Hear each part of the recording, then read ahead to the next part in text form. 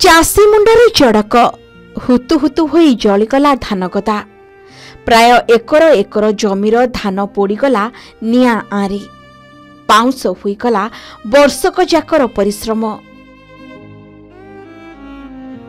सतरे ए दुनिया रे एभली मानविकताहीन लोक अछंती जेउ माने निज स्वार्थ पाई जेकोसी स्तर को भी जाई पारंती जेमिति सेमानंक मनरे दया क्षमा किछि भी न थाए। तेबे विवेक शून्य होई अमनिष भली कांड घटाइछि मनीष। एभली एक घटना एबे सामना को आसीछि। धान गदारे निया लगाई देले दुर्बृत्त लक्षाधिक टंकार धान पोड़ी होईगला पाउंस।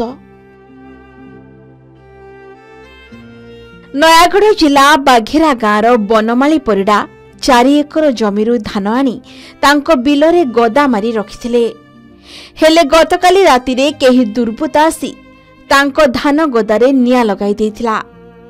निया लागिबा देखि ग्रामवासी माने घटनास्थल को दौड़ी आसी निया लिभाइबाकू चेष्टा करिथिले। एहा परे अग्निशम बाहिनी को खबर दिया जायथिला। अग्निशम बाहिनी पहुंची निया को आयत्त करिथिला। एपटे पुष मासर अदिनिया वर्षा देइछि चाषींक मनरे दुख। आउ केइटा दिन रे चाषी कटा धान को खला को आनी अमल करिथांता किंतु अदिनिया वर्षा चाषीर वर्षकर भात हांडी को उजाड़ी देइछि। अन्यपटे एही अदिनिया वर्षा दाउ साजुथिबारु एही चाषी जनक तरबरिया भाबे धान काटी आनी सुरक्षित भाबे रखिथिले।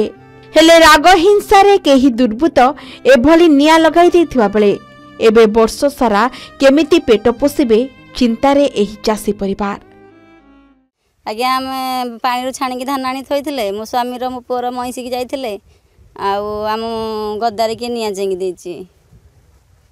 एकर धान थिला 4 एकर तळिबु करिवु केंती कमाता करिवु आ एंती पोड़ी देला हिंसारे आसीकी किए पोड़िला भी आम देखिन केम जानले धान किले लोक माने देखिकिरी आमे सब आम साई पड़िसा गाँ गना समते आसिलु 100-150 लोक आसिले आसिकी सब आडे सब एता गले दमकल बसी आसिला आउ एते आउ से जानले नै संग एमते करिन न हल नै तांग जगा जगी करथांदा कोन करथांदा केन जानल के लगे जुगिन जानल आमे आसिला तो पोड़ी सालानी आउ पोडु फाळे हबो पोड़ी गलानी आउ। एभली एक घटना को सबु आडे निंदा करा जाइतबा बेले घटना घटाइबा दुर्बृत्तंकु धरी उचित शास्ति देबा पई ग्रामवासी दाबी करिबा सह उक्त पीड़ित चाषी परिवार को सरकारक तरफरु किछि सहायता जोगाई देबा पई निवेदन करिसंती। नयागढ़ देवव्रत नायकंक रिपोर्ट के न्यूज ओडिशा।